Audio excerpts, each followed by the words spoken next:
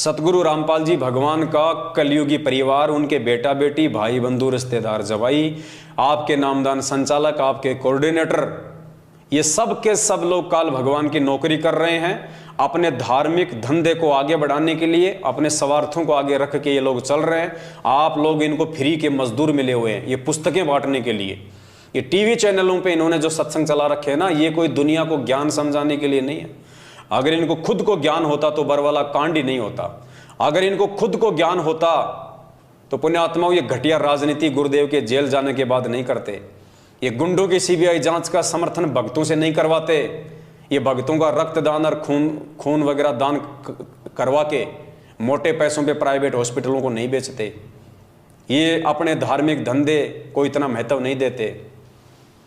इस भक्ति मार्ग में सबसे बड़ा रोड़ा यदि कोई है तो सतलोक आश्रम मैनेजमेंट हरियाणा है।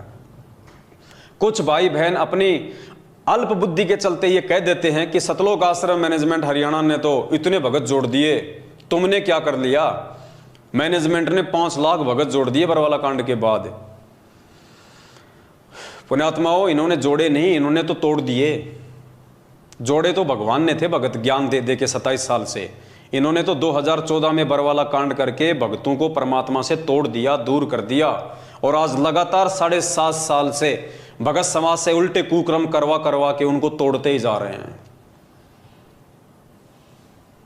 पुण्यात्माओं, विचार करो, आप जो अपने छोटी सोच से बातें बोल देते हो कि ये भगतों को जोड़ रहे हैं और कह रहे हैं इन्होंने 7 साल में 5 लाख लोग जोड़ दिए नामदान केंद्रों से।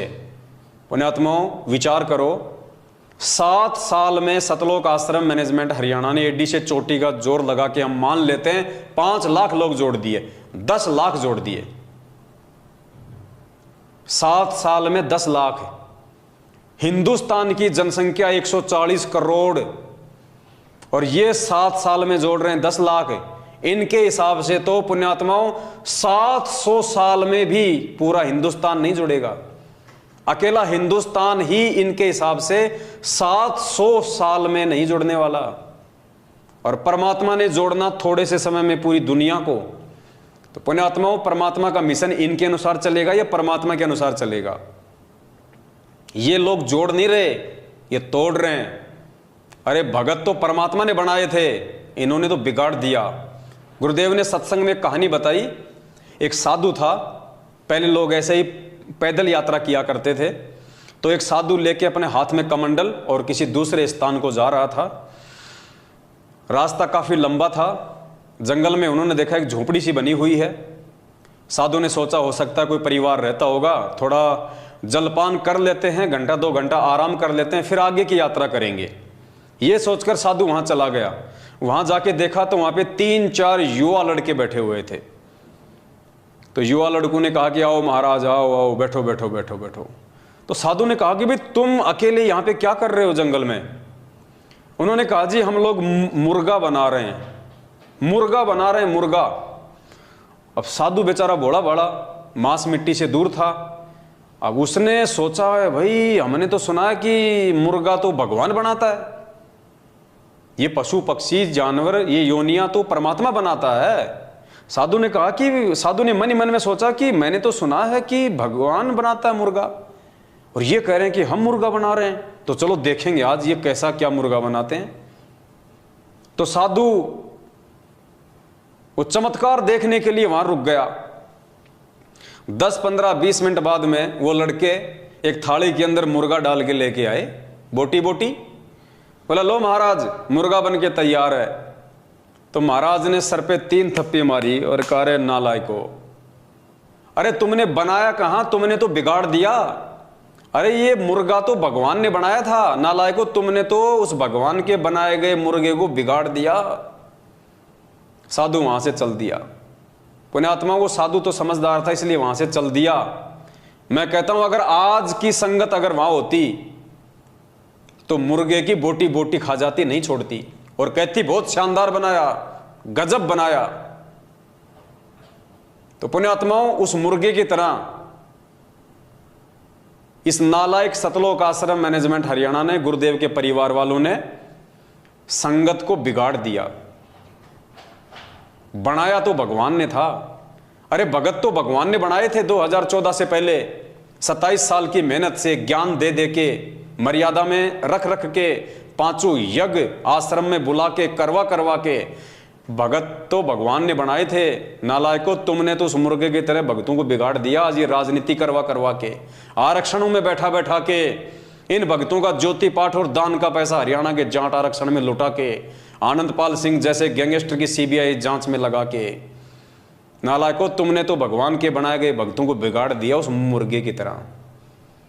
तो मेरा सभी समझदार भाई बहनों से मेरी विनती है, मेरी प्रार्थना है, सबसे पहली बात तो इन फर्जी नामदान केंद्रों पे ना जाइए। आप लोग साध संगति से जुड़ जाइए और देखिए उसके बाद आपको कितना आनंद आता है परमात्मा की भक्ति में। और फिर भी यदि आप इन नामदान केंद्रों पे जाना नहीं छोड़ते हैं तो उत्तराखंड की जो घटना है उससे आप लोग सबक लीजिए। और आप लोग यदि नामदान केंद्रों पे जाते हैं, आपकी बहन बेटियां जाती हैं, तो आप उनके साथ में जाइए, अकेले ना भेजिए, वरना ये मसाज कर डालेंगे। ये राक्षस लोग बैठे हैं, बाद में ना आप घर के रहोगे ना घाट के, आपकी इज्जत को सरेआम नंगा कर दिया जाएगा। और मेरे पास यदि वो वीडियो आ गया तो बची खुची जो इज्जत है फिर वो दास उगाड़ देगा, क्योंकि दास की तो ड्यूटी यही है। जो मंदबुद्धि प्राणी इतना समझाने के बाद भी, इतना बताने के बाद भी, भगवान के द्वारा इतना ज्ञान दिए जाने के बाद भी जो नीर खीर का निबेरा नहीं कर सकता, उनकी इज्जत रखने का कोई मतलब नहीं है। और एक व्यक्ति की इज्जत यदि बाजार में नीलाम हो रही है और उस नीलाम होती हुई इज्जत को देख के अगर हजारों भगत भाई बहन समझ रहे हैं, जान रहे हैं, तो पुण्यात्माओं, परमात्मा कहते हैं एक सेव को, जो गंदा सेव होता ना, उसको टोकरी से उठा के बाहर फेंकने में कोई शर्म नहीं है। तो अगर इन जैसे एक आध भक्तों की इज्जत को अगर समाज में अगर उगाड़ भी दिया जाए तो समाज समझेगा, समाज जानेगा, पहचानेगा कि वास्तव में संत रामपाल जी की आड़ में क्या खेल चल रहा है। जेल में बैठे हुए संत रामपाल जी की आड़ में बाहर ये फर्जी नामदान केंद्र खोल के अपने धार्मिक धंधे के लोग कैसे उनको बदनाम करने में लगे हुए हैं, कैसे लोग भक्तों के साथ में ऐसी ऐसी घटिया हरकतें करने में लगे हुए हैं, कैसे लोग भगत समाज की मर्यादाओं को तार तार कर रहे हैं। तो पुण्यात्माओं, समय नहीं है, विनाशकारी समय बेहद नजदीक है। बाद में रोओगे, पछताओगे। ये संदेशे बार बार नहीं मिलेंगे आपको आने वाले समय में, क्योंकि विश्व युद्ध छिड़ेगा। किसी का बाप नहीं रोक सकता विश्व युद्ध, खुद गुरुदेव भी विश्व युद्ध को नहीं रोकेंगे, क्योंकि आदरणीय गरीबदास जी महाराज जी के माध्यम से परमात्मा ने 300 साल पहले ही असुर निकंदन रमैणी में लिख दिया था, आवेगा काबुल से, आवेगा दक्खन से दीवाना काबुल का, काल किल किलियम गल है तुर्काना, किल किलियम अवतार कला, जीतन जंग झुंझुमला। ऐसा पुरुष आया कहता है गरीबदास, दिल्ली मंडल होई विलास नी कलंक राय। परमात्मा ने तीसरे विश्व युद्ध की भविष्यवाणी की हुई है। असुर निकंदन रमैणी का सरलार्थ पढ़ लेना इन चौपाइयों का, कि आवेगा दक्खन से दीवाना काबुल का, पढ़ लेना अच्छे से कान खोल के। पूरे विश्व में टहलका मचेगा, ज्यादातर मुस्लिम कंट्रियां आपस में कट के मर जाएंगी। अमेरिका, चीन और रसिया 90% इसका सत्यानाश होगा, नष्ट होगा, बचे कुचे लोगों को भारत शरण देगा।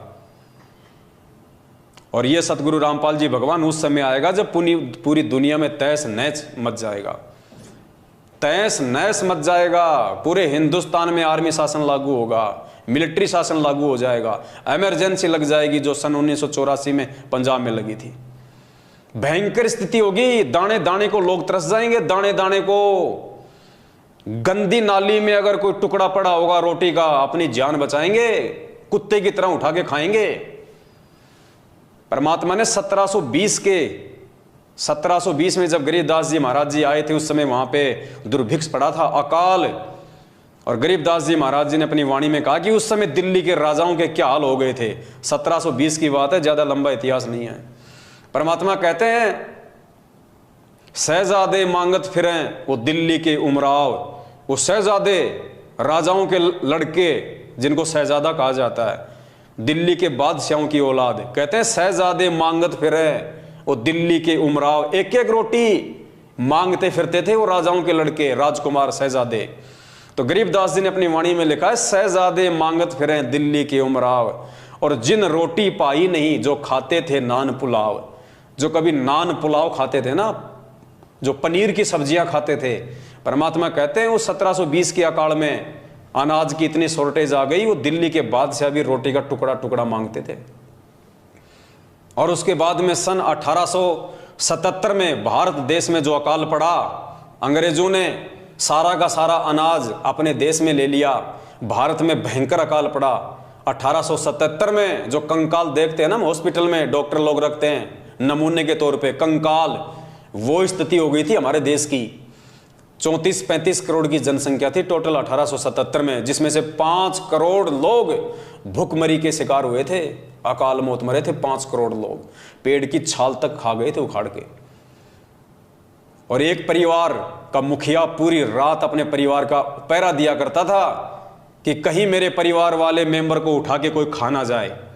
आदमी को आदमी खा रहा था, रातों को जाग के पहरा दिया करते थे लोग, कहीं मेरे बाल बच्चों को उठा के कोई खा ना जाए उनको कच्चा।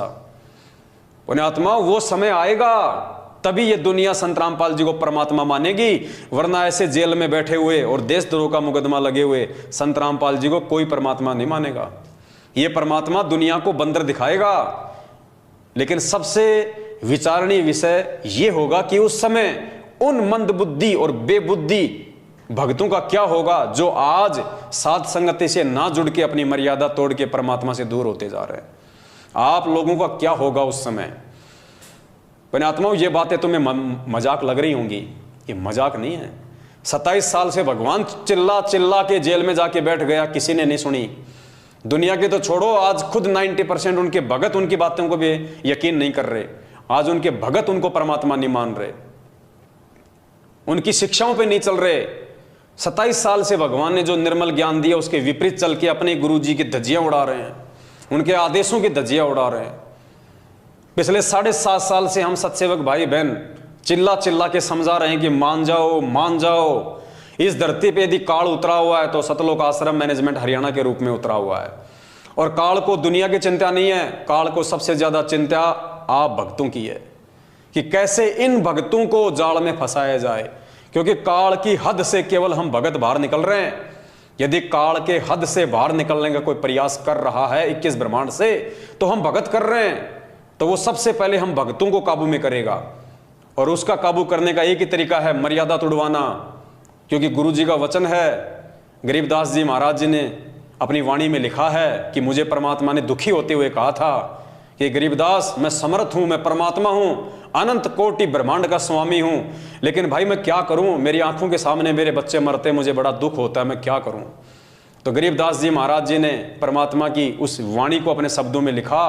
परमात्मा कह रहे हैं कि अनंत कोटि बाजी जहां और हम रचे सकल ब्रह्मांड, और गरीबदास मैं क्या करूं, यो काल करे जीव खंड।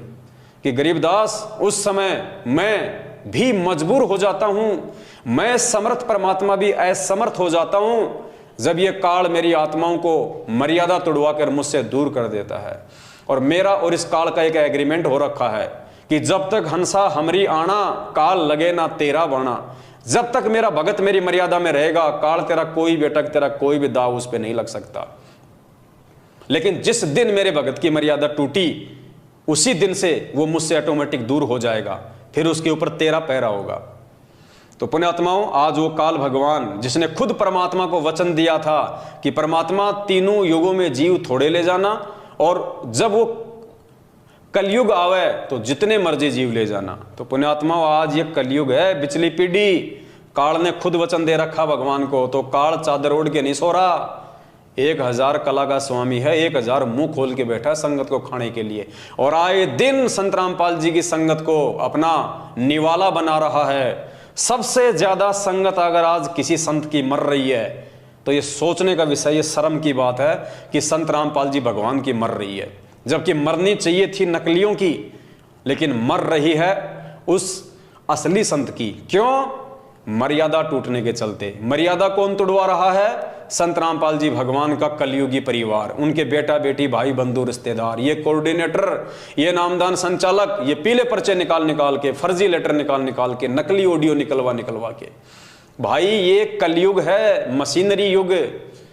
जब एक नरेंद्र मोदी की सैकड़ों लोग हूबहू आवाज निकाल सकते हैं, धर्मेंद्र की हूबहू आवाज निकाल सकते हैं, अमिताभ बच्चन की हूबहू आवाज निकाल सकते हैं। एक व्यक्ति, एक मिमिक्री आर्टिस्ट सैकड़ों लोगों की आवाज निकाल देता है, और उनसे भी बेहतर जानवरों तक की आवाज निकाल देता है, वो ट्रेन तक की आवाज निकाल देता है। पुण्यात्माओं, ये काल भगवान का भयंकर जाल है, ये बच्चा नहीं है। बच्चे आप और हम हैं जो समझ नहीं पा रहे, और साध संगति से ना जुड़ के सतलोक आश्रम मैनेजमेंट हरियाणा की अंधे होके गुलामी करने के चलते आए दिन मर्यादा तोड़ के परमात्मा से दिन ब दिन दूर होते जा रहे हैं। और अगर यही स्थिति रही तुम्हारी तो देखना पुण्यात्माओं, ये पीले पर्चे मीठा जहर है। तुम्हारा कोऑर्डिनेटर ये स्लो पॉइजन है, एक दिन तुम्हें निगल जाएगा। परमात्मा ने गीता अध्याय नंबर 2 श्लोक नंबर 53 या 47 पढ़ाया कि जिस प्रकार एक जलाशय गर्मी के महीने में धीरे धीरे उसका पानी कम होता जाता है, धीरे धीरे, और वो खाली हो जाता है, और खाली होते का निशान भी दिखाई नहीं देता। ठीक इसी प्रकार पुण्यात्माओं, ये सतलोक आश्रम मैनेजमेंट हरियाणा तुम्हारे को परमपिता परमेश्वर के आदेशों की आड़ में जो मीठा जहर पिला रहा है, राजनीति का, आरक्षणबाजी का, रक्तदान का, देहदान का, गैंगस्टरों की सीबीआई जांच का, ज्योति का, पाठ का, पुण्यात्माओं ये स्लो पॉइजन है। और ये स्लो पॉइजन एक दिन तुम्हारी नसों में इस कदर बैठ जाएगा, तुम स्वतः ही स्थिर हो जाओगे। तुम ना घर के रहोगे ना घाट के, और फिर कभी ना कभी काल भगवान के कहर का शिकार हो जाओगे, और पीछे से तुम्हारे नाम का एक पीला पर्चा निकाल दिया जाएगा, सतलोक चला गया, सतलोक चला गया, परमात्मा की आत्मा सतलोक चली गई। एक्सीडेंट में मर जाए वो भी सतलोक, नहर में कूद के मर जाए वो भी सतलोक, दोनों पति पत्नी लड़ाई झगड़ा करके मर जाएं वो भी सतलोक। अरे फिर भक्ति की जरूरत क्या है, फिर तो दुनिया मर रही है, वो भी सतलोक ही जारी होगी सीधी। पुण्यात्मा कुछ नहीं है, किसी का कुछ नहीं बिगड़ेगा, सिर्फ तुम लोग अपना बिगाड़ लोगे। अभी समय है तुम लोगों के पास में, परमात्मा ने बहुत बड़ी मेहर कर रखी है संगत में।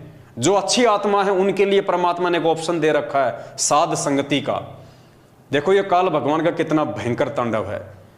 उस परम संत को देशद्रोह का मुकदमा लगवा के देश और दुनिया में उसको बदनाम करवा दिया ताकि कोई उसके सत्संग ही ना सुने। आज गुरुजी के नाम से यानी संत रामपाल नाम से दुनिया को इतनी नफरत है, नाम सुनते ही उनको 11,000 वोल्ट का झटका लगता है। इतना बदनाम करवा दिया काल भगवान ने अपनी साजिश के तहत कि कोई उसके विचार ना सुन ले, कोई उसके सत्संग ना सुन ले, क्योंकि काल को पता है कि इसके सत्संगों में दम है, इसके विचारों में दम है। और जिस व्यक्ति ने संत रामपाल जी के विचार सुन लिए, सत्संग सुन लिए, तो आत्मा तो परमात्मा की वो फड़क जाएगी और मेरे जाल से बाहर निकल जाएगी, भगवान की शरण में आ जाएगी, मेरा निवाड़ा मेरे मुख से निकल जाएगा। तो पुण्यात्माओं इंटरनेशनल स्तर पे यानी सामाजिक स्तर पे तो उसने परमात्मा को बदनाम करवा के और साइड में कर दिया, देशद्रोह का मुकदमा लगवा के। अब संगत में कोई ना समझ ले वास्तव में परमात्मा के सत्संगों को, परमात्मा के सत्संगों के सार को, इन शब्दों के सार को, गूढ़ रहस्यों को जो गुरु जी को परमात्मा साबित करते हैं, इस दास को उसने गुरुद्रोही घोषित करवा दिया। और आज इस पवन दास का नाम संगत में उतना ही बदनाम है, लोग उतनी ही नफरत करते हैं संगत वाले इस पवन दास नाम से जितनी जगत वाले संत रामपाल नाम से नफरत करते हैं। उन पे देशद्रोह का मुकदमा, मेरे ऊपर गुरुद्रोही का तमगा। लोग उनके सत्संग तक नहीं सुनते, इतनी नफरत करते हैं। संगत वाले मेरे वीडियो तक देखने से डरते हैं, इतनी नफरत करते हैं। ये काल भगवान का भयंकर षड्यंत्र है। और जिस जिस आत्मा ने षड्यंत्र को समझ लिया, इस जाल को तोड़ दिया, पुण्यात्माओं, उसी का मोक्ष संभव है। ये बहुत भयंकर साजिश है काल भगवान की। तुम्हें बाद में पता चलेगा, जरूर पता चलेगा, यदि तुम जीवित रहे तो। अगर जीवित रहे तो तुम्हें इस हकीकत का भी पता चलेगा, यह सच्चाई भी सामने आएगी। लेकिन उस समय फायदा कुछ नहीं होगा, उस समय 0/0 फायदा। फायदा आज है अगर समझ जाओ तो, बाद में तो सिवाय पश्चाताप के आंसू बहाने के कुछ भी शेष नहीं रहेगा। इसलिए दास की विनती है, मैं तुम्हारा दुश्मन नहीं हूं भाई, मैं तुम्हारा भाई हूं। मैंने कभी भी तुम्हारा बुरा नहीं सोचा है, ना सोचूंगा, ना सोच सकता, क्योंकि ये परमात्मा की मर्यादाओं में है। एक शत्रु एक मित्र है, भूल पड़ी रे प्राण, यम की नगरी जाएगा शब्द हमारा मान। तो मैं परमात्मा को दुखी नहीं करना चाहता, मैं आप लोगों की दुर्भावनाओं का शिकार नहीं होना चाहता। जबरदस्ती यदि आप मुझे अपनी दुर्भावनाओं का शिकार बनाओ तो इसमें मेरा कोई दोष नहीं है, ना मुझे कोई हानि हो सकती है। इसलिए मेरी आप सभी भाई बहनों से हाथ जोड़ के विनती है, आप जितने भी सतलोक आश्रम मैनेजमेंट हरियाणा के पीछे चल रहे हैं, पुण्यात्माओं आंखें खोलो। और परमात्मा कहते हैं, कहे कबीर सोए जन मेरा, जो नीर खीर का करे निबेरा। गुरुदेव कहते हैं, मेरा असली भगत वो है जो सही और गलत दोनों में से सही की पहचान कर लेगा। तो पुण्यात्माओं, तुम्हारे को तो सही देखने भी नहीं दिया जा रहा, सही बात को तो तुम्हारे हाथ भी नहीं लगने दिए जा रहे। तुम मैनेजमेंट की भी सुनो, इस पवन दास की वीडियो भी देखो और फिर निर्णय करो। वो होता है जज, वो होता है असली भगत। जब तुम्हारे सामने दूसरे पक्ष को रखने नहीं दिया जा रहा, तुम्हारे सामने दूसरे पक्ष को लाने नहीं दिया जा रहा, उससे पहले तुम्हें डरा दिया जाता है कि तुम्हारा नाम खंड हो जाएगा, तुम्हारा नाम खंड हो जाएगा, तो एक पक्ष को देख के तुम निर्णय क्या करोगे? अरे कोर्ट में जो जज बैठता है, जब तक उसके सामने दोनों पक्षों को नहीं रखा जाएगा, दोनों पक्ष के वकील अपनी अपनी दलीलें पेश नहीं करेंगे, तब तक वो जज क्या निर्णय करेगा कि क्या सही है और क्या गलत है। तो पुण्यात्माओं, तुम्हारे सामने तो केवल एक पक्ष जो है वो खड़ा किया जा रहा है। पीले पर्चे, गुरु जी का आदेश, डर भय कि दूसरे पक्ष को देख लिया, साध संगत के वीडियो देख लिए, पवन दास के वीडियो देख लिए तो नाम खंड हो जाएगा, नाम खंड हो जाएगा, परमात्मा से दूर हो जाओगे। तुम्हें तो दूसरा पक्ष देखने से पहले ही डराया जा रहा है, तो तुम जज की भूमिका कहां से निभाओगे? परमात्मा के वचन क्या कह रहे हैं, तुम्हारे से क्या करवाया जा रहा है? और खुद ये परमात्मा अगर दुनिया भर के नकली संतों के ऑडियो वीडियो सत्संग हमें ना दिखाता, ये दुनिया भर के शास्त्र हमारे को ना दिखाता, तो हम भी तो पहले किसी न किसी गुरु की शरण में थे। हम कैसे वहां से छूट के आते अगर हमें दूसरा पक्ष ना दिखाया जाता सतगुरुदेव के द्वारा? तो पुण्यात्माओं, जब तक तुम ये पवन दास वाला पक्ष, ये साध संगति वाले वीडियो नहीं देखोगे, तुम जिंदगी में भगत नहीं बन सकते, तुम जिंदगी में सत्य और असत्य का निबेरा नहीं कर सकते। पुण्यात्माओं, ये महाभारत के बाद आपने जो भविष्यवाणी पढ़ी है ना कि महाभारत के बाद एक और महाभारत होगा, ये है वो असली महाभारत। सतगुरु रामपाल जी भगवान की संगत में ये है वो असली महाभारत, सतसेवक वर्सेस मैनेजमेंट। और इस महाभारत में जिस व्यक्ति ने भीष्म, कर्ण और द्रोणाचार्य की भूमिका निभाई, उसका बक्कल उतरेगा, बक्कल आए दिन उतर रहा है। और जिसने इसमें धर्म युद्ध में विदुर की भूमिका निभाई, परमात्मा उसकी रक्षा करेगा। तो ये निर्णय आप लोगों के ऊपर है। मैं तो 7 साल से भोंक ही रहा हूं, आगे भी भोंकता रहूंगा जब तक परमात्मा का आदेश होगा। और आप सभी भाई बहनों से हाथ जोड़ के पुनः निवेदन करता हूं, पुण्यात्माओं, छोटा भाई समझ के, अरे चलो ये सोच लो मेरे वीडियो देखने से तुम्हारा नाम खंड होता है, अरे तो नाम तो तुम फिर भी शुद्ध करवा लेना। वैसे भी तो महीने में एक बार तो तुम शुद्ध करवाते ही हो। ये तो है नहीं कि तुम मर्यादा में हो, मर्यादा तो सबकी टूटी हुई है। फिर भी तुम्हें लगता है कि तुम युधिष्ठिर हो, तुम धर्मपुत्र हो, तुमसे कोई मर्यादा नहीं टूटती है, तुम बिल्कुल अखंड हो। तो भाई दास की विनती है, एक बार तो नाम खंड कर लो, देख लो इस दास के वीडियो, उसके बाद में नाम शुद्ध करवा लेना। व्यवस्था तो है ही नाम शुद्ध करवाने की, ऐसा तो है नहीं कि व्यवस्था नहीं है। जगह जगह इन्होंने गली गली में नाम शुद्ध करने की व्यवस्था कर रखी है। आराम से जाना, और तुम्हें लगे कि पवन दास के वीडियो में कोई दम नहीं है, कोई सच्चाई नहीं है, हमारे मतलब की कोई चीज नहीं है, तो जाके अपना नाम शुद्ध करवा लेना। और वैसे भी नाम शुद्ध करवाने की जरूरत नहीं है। परमात्मा कहते हैं जब तक दोनों पक्षों की देखोगे नहीं, जब तक सही और गलत को देखोगे नहीं, तो मालूम कैसे पड़ेगा? तो मात्र सही और गलत को देखने से नामखंड नहीं होता।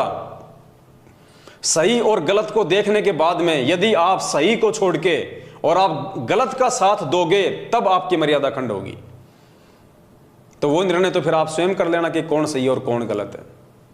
इसलिए पुण्यात्माओं, दास की विनती है, बाकी आपके अपने संस्कार, आपकी अपनी मर्जी।